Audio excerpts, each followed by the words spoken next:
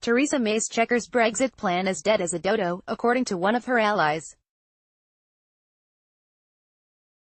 Sir Mike Penning, who worked with the Prime Minister at the Home Office and helped orchestrate her 2016 leadership campaign, accused the Prime Minister of a massive insult by asking Tory MPs to back it. He told the Telegraph, "She is playing a game of Russian roulette with the country, which is frankly an insult to the referendum result and all those people who voted, no matter how they voted. To say to the likes of myself, it's checkers or a hard Brexit. It's like making a sit on the naughty step at school." His intervention is significant because he has previously resisted the temptation to publicly criticize Mrs. May, despite being angered at her decision to sack him from the front bench in a reshuffle last year. The intervention from the previously loyal backbencher, who also confirmed he was joining the European research group of Tory Brexiteers, came as the Prime Minister tried to convince EU leaders to swing behind her proposals over dinner in Salzburg.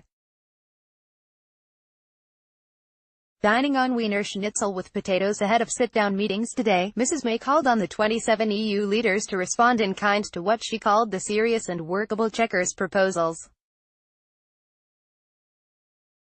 And she tried to scotch speculation in Brussels that the UK could hold a second referendum, saying, "We all recognise that time is short, but delaying or extending these negotiations is not an option. I know that for many of you Brexit is not something you want, but it is important to be clear there will be no second referendum." But Sir Mike urged the Prime Minister to call EU's bluff, saying the bloc would make a deal at the last minute. "That's how they've always operated." He said, "We're just seeing this all from one end of a telescope and she needs to immediately now turn that telescope around.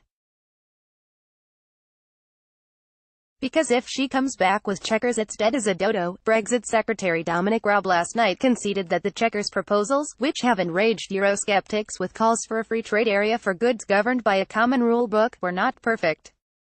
He told LBC, "It may not be perfect, but it's the most credible plan." EU Council President Donald Tusk meanwhile called for Mrs. May's Brexit pitch to be reworked and further negotiated before a final deal can be agreed, but welcomed a positive evolution in the UK's stance in recent months. Announcing an emergency summit on the UK's departure for mid-November, he warned, "There is more hope, but there is surely less and less time every day left we must use for talks."